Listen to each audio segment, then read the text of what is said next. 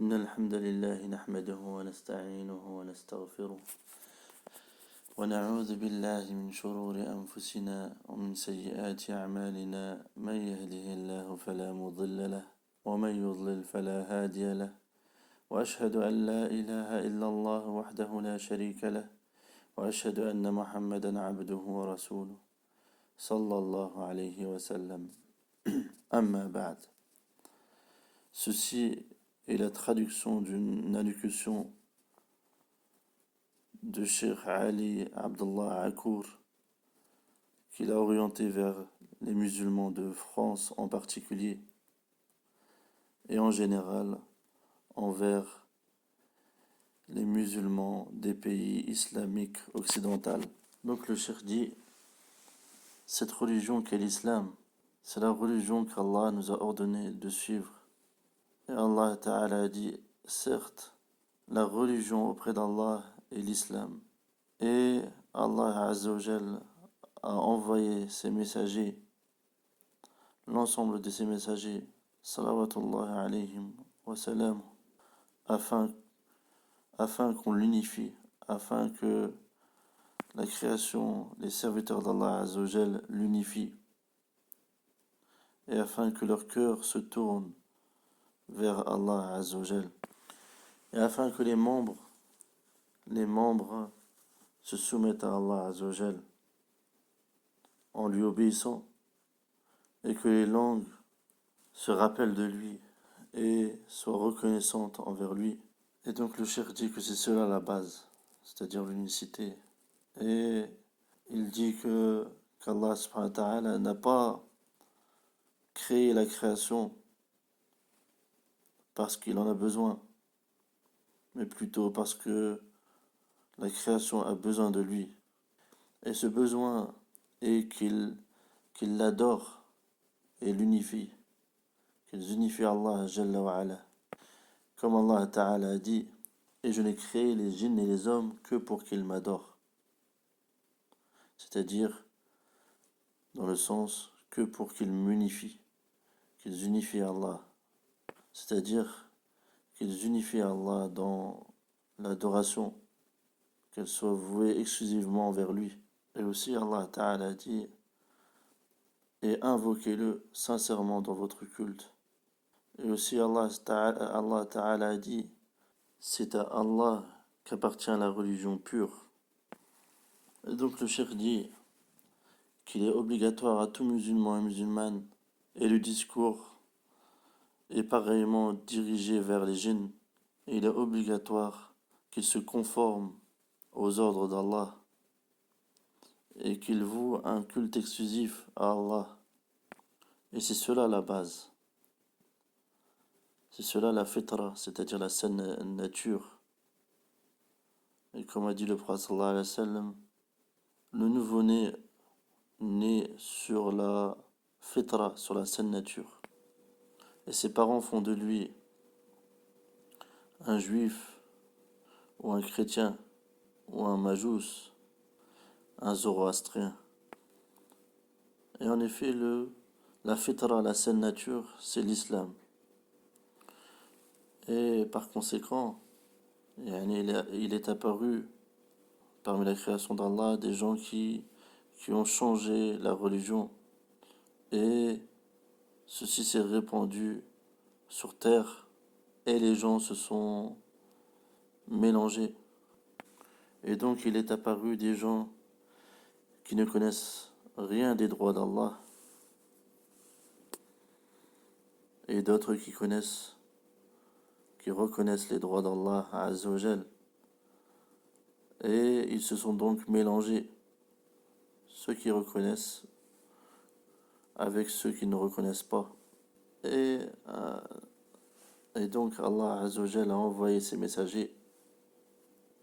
Et le dernier des messagers, celui qui vient clôturer la prophétie, est Muhammad sallallahu alayhi wa sallam. Et Allah a repris son âme, a repris l'âme du prophète sallallahu alayhi wa sallam. Et Allah a fait mourir Muhammad sallallahu alayhi wa sallam, le sceau des messagers, le dernier des prophètes, qu'après avoir transmis le message et avoir et qu'après qu'il s'est acquitté de ce dépôt et qu'il ait conseillé cette communauté et qu'il ait lutté dans le sentier d'Allah Azzawajal de la meilleure façon qu'il soit. Allah Ta'ala dit, certes un messager pris parmi vous est venu à vous, auquel pèsent lourd les difficultés que vous subissez, qui est plein de sollicitude pour vous, qui est compatissant et miséricordieux envers les croyants. Et Allah a dit aussi, et il n'incombe au messager que de transmettre clairement le message. Et ce dernier messager, Mohammed sallallahu alayhi wa sallam, Allah l'a envoyé à l'ensemble des mondes, aux Thaqalayn, aux djinns et aux hommes.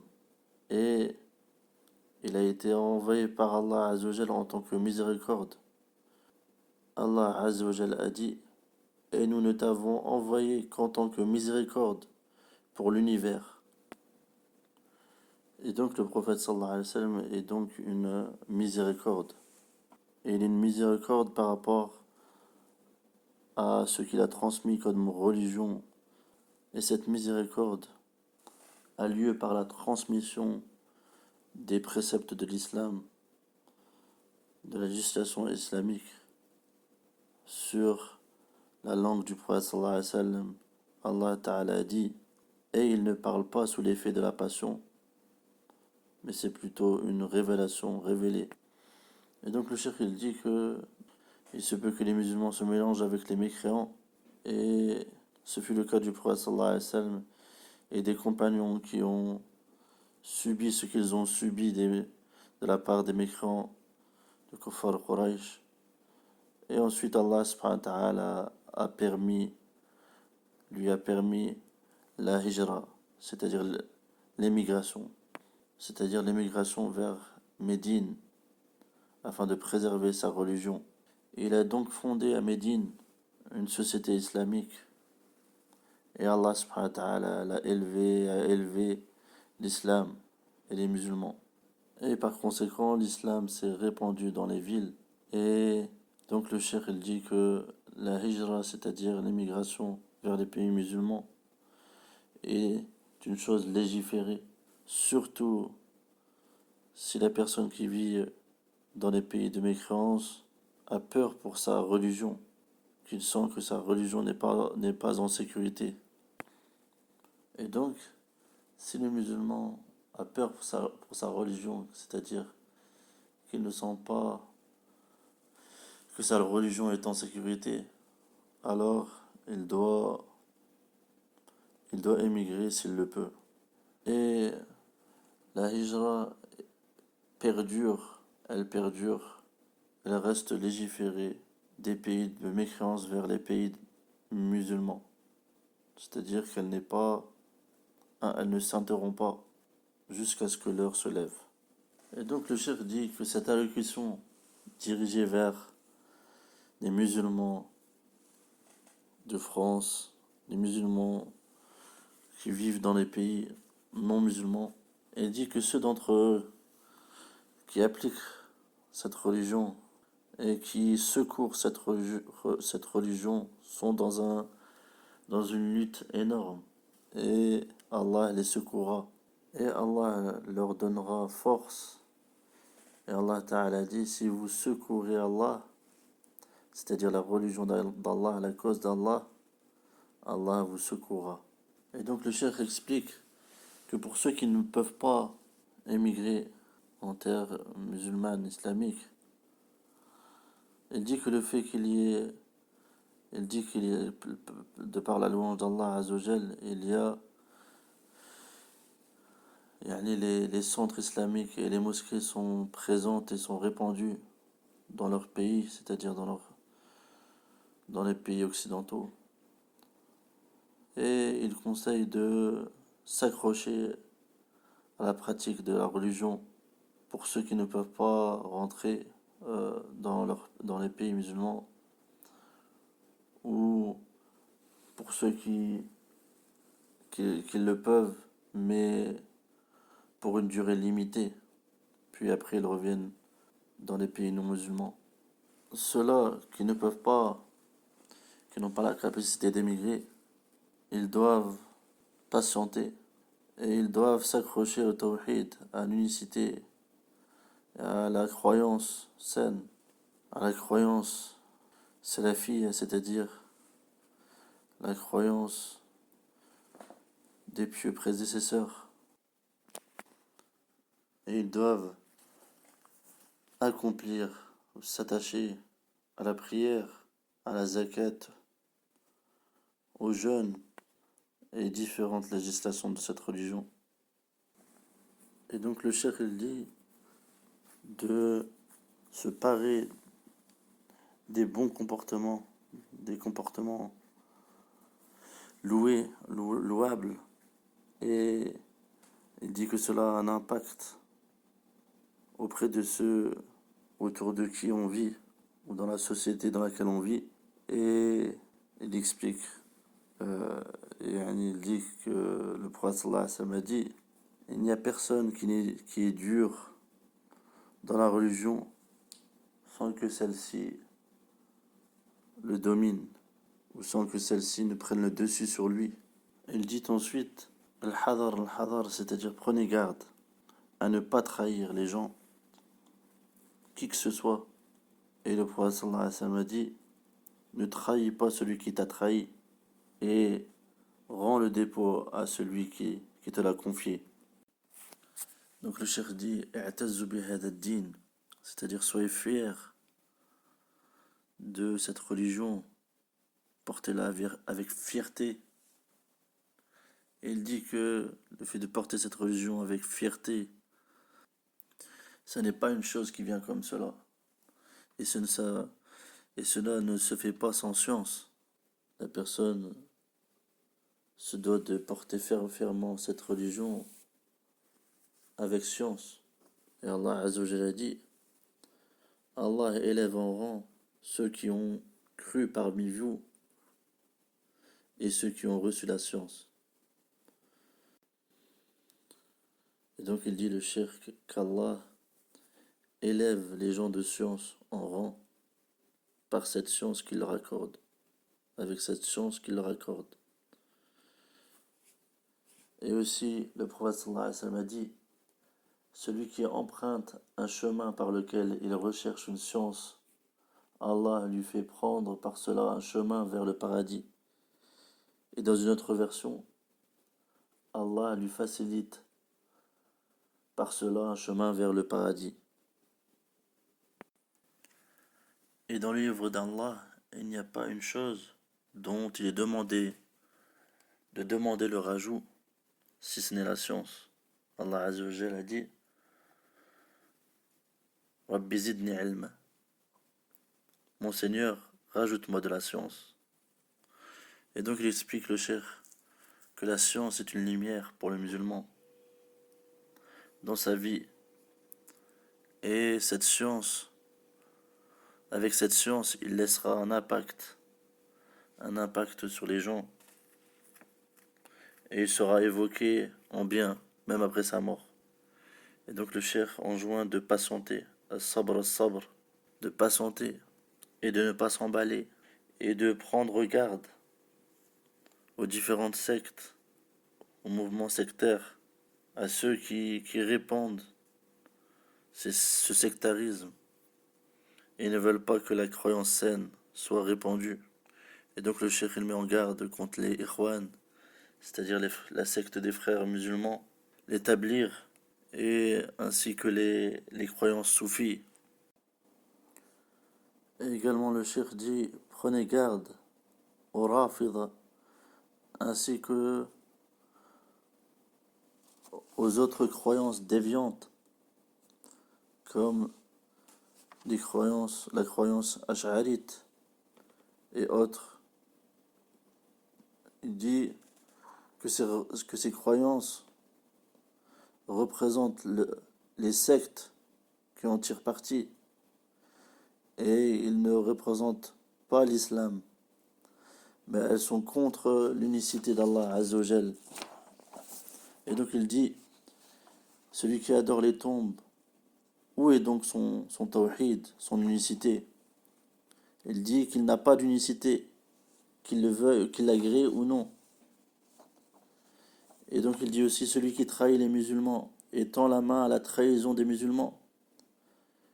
Et il veut la mort et le désordre, et veut déraciner les musulmans de leurs habitations, de leur pays, en les émiettant, comme les Ikhwan et autres groupes sectaires.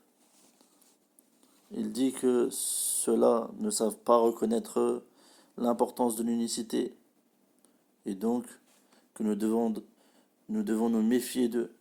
Et aussi celui qui s'oriente vers vers les mosquées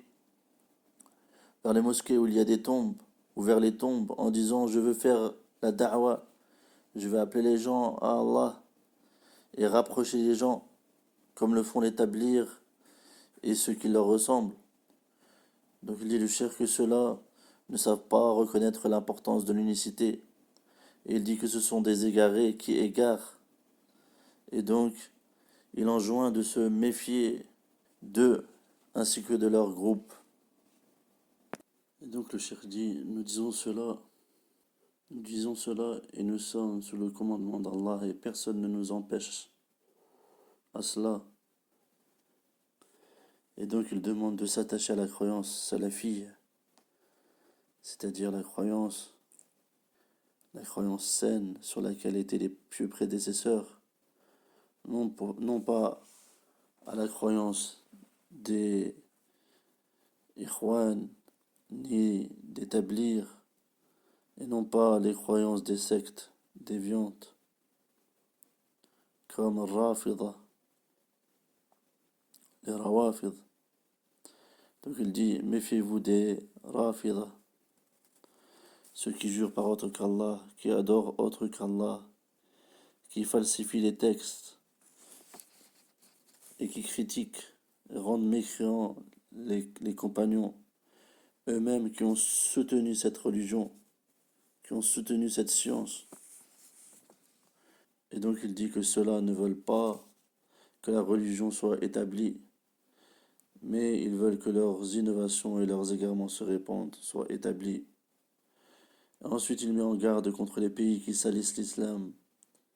Mais en ce qui concerne les pays chrétiens, ils sont clairs. Par contre, ce sont les pays qui salissent l'islam, sont des pays qui s'habillent avec l'habit de l'islam et qui appellent à l'islam, mais contredisent. Ils appellent à l'islam à leur manière, non pas à la manière du prophète sallallahu alayhi wa sallam. Ils contredisent l'unicité. Et ils contredisent ce sur quoi était le prophète sallallahu alayhi wa sallam. Et donc le cheikh dit, le prophète sallallahu alayhi wa sallam a-t-il demandé que l'on fasse des tombes, des sanctuaires, c'est-à-dire des sanctuaires adorés en dehors d'Allah? Plutôt le prophète sallallahu alayhi wa sallam invoquait Allah afin qu'il fasse que sa tombe ne soit pas prise en tant qu'idole. Le cheikh dit donc, comment peuvent-ils prendre des tombes et les mettre dans les mosquées? Il dit que le prophète sallallahu alayhi wa sallam a été envoyé en tant que miséricorde, c'est-à-dire pour l'ensemble de l'humanité, et il mettait en garde contre la trahison, la dissension, la division, tandis que ces groupes viennent et appellent à la sortie contre les gouverneurs musulmans, et ils fomentent des troubles, des fitaines, et ils commettent du désordre. Et donc il dit, le cheikh, regarde cela, regarde ces groupes-là, et compare avec ce avec quoi est venu le prophète sallallahu alayhi wa sallam. Le prophète sallallahu alayhi wa sallam et les compagnons, ils appelaient à une chose, tandis que ces groupes-là appellent à son contraire. Et donc il dit, méfiez-vous d'eux. Et ceci ne peut avoir lieu pour le musulman et la musulmane qu'en apprenant cette science, la science a sa source dans le livre d'Allah Azzawajal et la sunna du prophète sallallahu alayhi wa sallam. Tout ceci selon la compréhension des pieux prédécesseurs, tel qu'il a été rapporté du prophète sallallahu alayhi wa sallam, lorsque Mu'adh radiyallahu anhu l'a questionné au sujet du groupe sauvé. Il dit le prophète sallallahu alayhi wa sallam, ce sont ceux qui sont sur ce que je suis moi et mes compagnons. Ce sont eux dont le prophète sallallahu alayhi wa sallam a attesté qu'ils font partie de la secte sauvée, ou du groupe sauvé, du groupe secouru. Et donc le cheikh demande la guider, et il demande la sincérité dans les paroles et dans les actes, et il demande qu'Allah nous mette sur la voie droite, et il dit que cette allocution est en premier lieu un conseil orienté vers lui, puis vers nous. Subhanakallahumma wa bihamdik, ashhadu an la ilaha illa ant, astaghfiruka wa atubu ilayk.